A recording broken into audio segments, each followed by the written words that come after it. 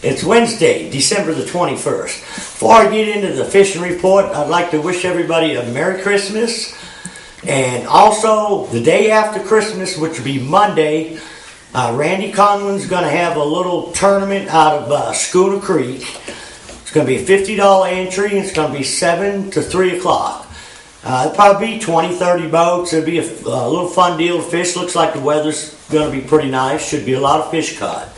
But I was actually out today, and the lake level is 907 and a half, which is about 10 feet below normal power pool. It hadn't really dropped too much in the last week. Looked like they really slowed down the generation.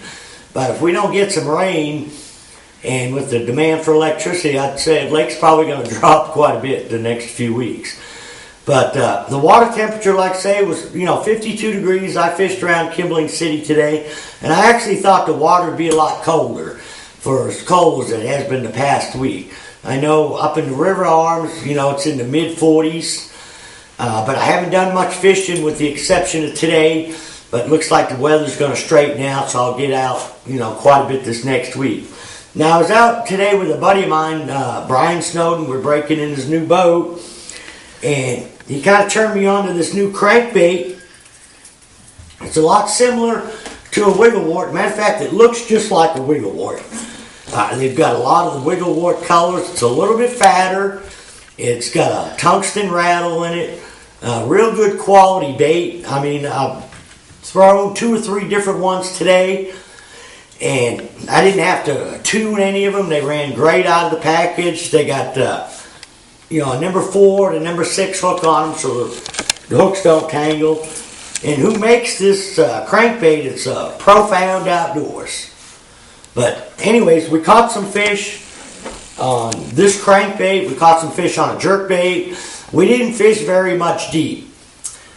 Mainly fished shallow, and didn't have, we had overcast conditions, but no wind. So the crankbait bite was a little tough on us, but whenever we'd get a little bit of breeze and the right kind of rock, we fished mainly, Main Lake, but any place where there's any bigger rock, rock transitions, basically. But the big black rock or any kind of chunk rock where it came up with gravel seemed to be the best spots. And I actually caught some fish on a little jig, a little 3/8 ounce Snowden, the pig sticker jig. And those fish were about 12 to as deep as 20 foot of water through the pole timber on the secondary points. And the jerkbait that I caught some fish on today was a mega bass. And I caught some around boat docks. Well, he was flipping them with a jig. We didn't get much of a boat dock bite today. We fished several docks. We caught a few smallmouth. But the little bit better fish we caught were on the jerkbait and the crankbait. And I was throwing a mega bass 110. But another one I'll throw quite a bit. I like to throw a mixed stick as well. And the Norman flake. The water is really clear for the most part. And I was fishing these around the sides of the boat docks and in some of the same places that he was throwing a crankbait. Now, the deep bite, like I say, before it got real cold, was awesome, and it should still be. We just didn't spend very much time doing it today. We went in the center of a couple creeks, primarily looking for largemouth, suspended over the deep timber. But the numbers of fish for me have been coming, mainly on Main Lake gravel. There's been tons of Kentuckys out there, but you got to go 4, 5, 6 spots before you find them. Usually once you get them to bite, they've been biting real good. And I've been catching them on an ice fishing jig, a Rapala ice jig, a white jigging spoon, a 1/2 ounce or 3/4 ounce, in any kind of small grub, like a 4 or 5 inch smoke or white grub.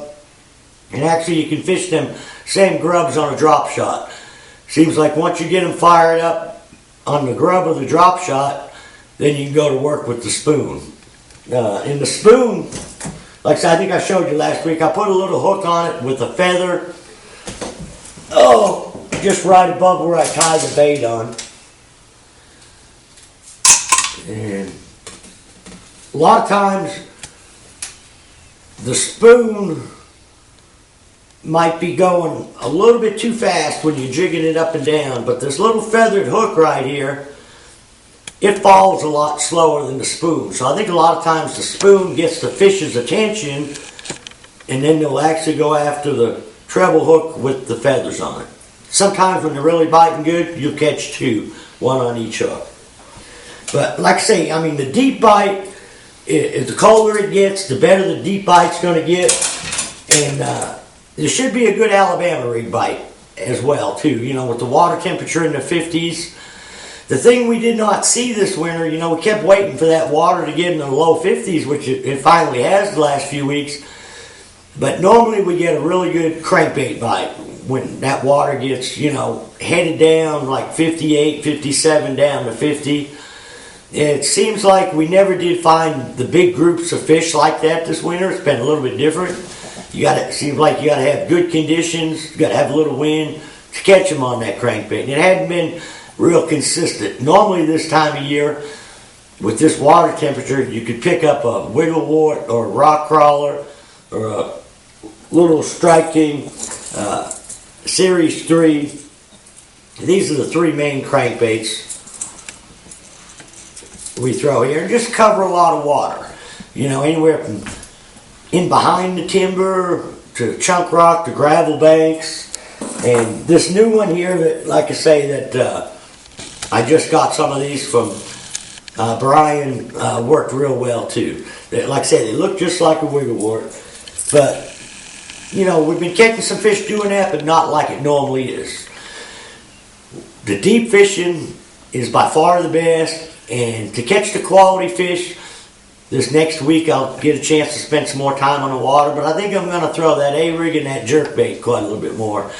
And the Alabama rig, probably going to have to play with it at different depths to find where the fish are. I was surprised today that a lot of the jerkbait fish I caught were only in about 5 feet of water, where we should have been able to catch them on a wigglewort or a jig, but for some reason they wanted the jerkbait.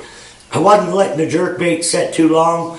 You know, just jerk, and about 3 to 5 second pause in between when working back to the boat like that. Most all the bites came when the bait was set still. So if y'all get a chance, and you want to come out and fish a fun little tournament, that deal Randy's doing is going to be Monday the 26th out of Schooner Creek from 6 to 3, $50 entry fee.